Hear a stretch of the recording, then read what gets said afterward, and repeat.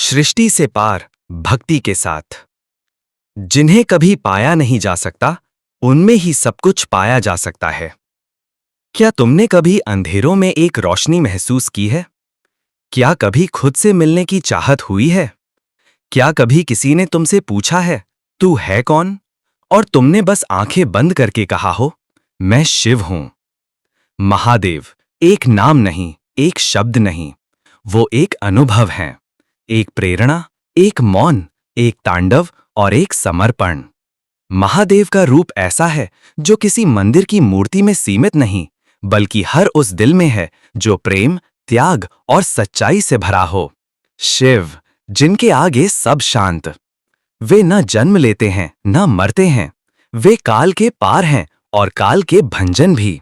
जब हर दिशा से असुरता छाने लगे, जब मनुष्य अपने ही भेदों में खो जाए, तब महादेव का नाम एक ऐसी शांति देता है जो न किसी मंत्र में मिलती है, न किसी ग्रंथ में। शिव ने कभी स्वयं को देवता घोषित नहीं किया, ना उन्होंने कभी स्वयं को दिखाया। वे तो सिर्फ चले गए, एक तपस्या से दूसरी तपस्या में, एक मौन से दूसरे मौन में। उनके पास धन नहीं था, ना ही उनका अंग वस्त्रों से भरा था, बस एक भस्म का तिलक, एक रुद्राक्ष की माला और एक त्रिशूल जो कह रहा था, मैं आया नहीं हूं जीतने, मैं आया हूं जागृत करने। करुण शिव का प्रेम, विरह में भी पूर्णता। जब सती ने अग्नि में प्रवेश किया, तब महादेव ने पूरे संसार से अपना रिश्ता तोड़ लिया। उन्होंने आंखों में आंसू नहीं लाए, क्योंकि उनका प्रेम देह से नहीं, आत्मा से था। सती के विरह में भी उन्होंने अपने प्रेम को जीवित रखा, और जब सती ने पार्वती रूप में पुनः जन्म लिया, तब महादेव ने समय के साथ प्रेम को फिर से स्वीकार किया। ये था महादेव का ज्ञान कि जो सच्चा है वो लौट कर आता है, और जो आत्मा से जुड़ा हो उसे काल भी नहीं रोक सकता। शिव, भक्ति के पास सब एक।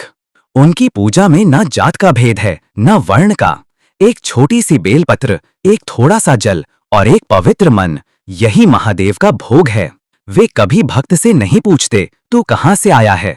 वे कहते हैं, तू अगर शुद्ध मन से आया है तो मैं तेरी ही प्रतीक्षा में था। उनकी भक्ति में ना शब्द चाहिए, ना ज्ञान, बस चाहिए एक समर्पण, एक निशब्द आंसू जो कह सके, हे शिव, मैं सब छोड़कर आया हूं सिर्फ तुझ में समा जाने के लिए। शिव का ज्ञान जो जागृत करे। जब मनुष्य अपने कर्तव्य से भटकता है, तब महादेव के विचार एक प्रकाश बन जाते हैं। उन्होंने हमें सिखाया, ओम नमः शिवाय।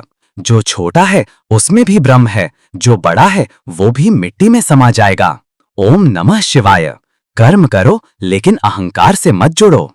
ओम नमः शिवाय। सुख और दुख दोनों अतिथि हैं, अंतर ये है कि तुम कैसे स्वागत करते हो। ओम नमः शिवाय। त्याग वही कर सकता है जो अंदर से संपन्न हो। महादेव के तीन मुख्य रूप, जीवन का मूल ज्ञान।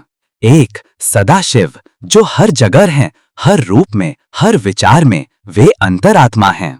दो, रुद्र, जो समस्याओं का अंत करते हैं, जो असुरता के विरुद्ध खड़े होते हैं, वे न्याय और वीरता का रूप हैं।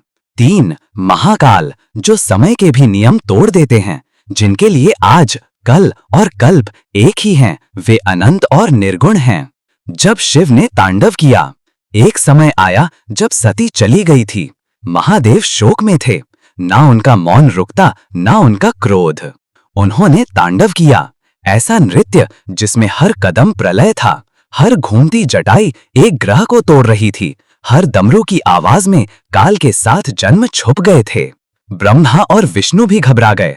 उन्होंने पार्वती से विनती की, उन्हें शांत करो, और पार्वती ने शक्ति का रूप धारण करके उन्हें उनकी ही शक्ति से शांत किया। ये था महादेव का संदेश, जब तुम स्वयं से लड़ रहे हो, तब तुम्हें स्वयं के ही एक और रूप से शांति मिलेगी। दशरथ शिव, सब कुछ छोड़कर सब कुछ पाना। क्या तुम जानते हो महादेव का सबसे बड़ा उपदेश क्या था? ओम नमः शिवाय। जो छोड़ देता है वही पाता है। ओम नमः शिवाय। जो समर्थित होता है उसमें ही ब्रह्मा स्थित होता है। ओम नमः शिवाय। जो मोह से दूर है वही प्रेम का सही अर्थ समझता है। ओम नमः शिवाय। और जो खुद से प्यार करता है वही सच में शिव के पास जा सकता है। ओम नमः शिवाय। अंत में, अगर तुम्हारा मन कभी छल जाए, अगर आंखों से आंसू बिना वजह निकल आए, अगर तुम्हें महसूस हो कि तुम इस संसार में अकेला हो, तो अपने हाथों से भस्म उठाओ, अपने माथा पर लगाओ और इतना कह दो, ओम नमः शिवाय। तुम देखो, दुनिया बदलेगी नहीं, तुम बदलोगे।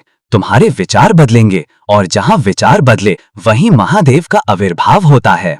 महादेव कभी दूर नहीं होते, बस तुम्हारा अहंकार तुम्हें उनसे अलग करता है।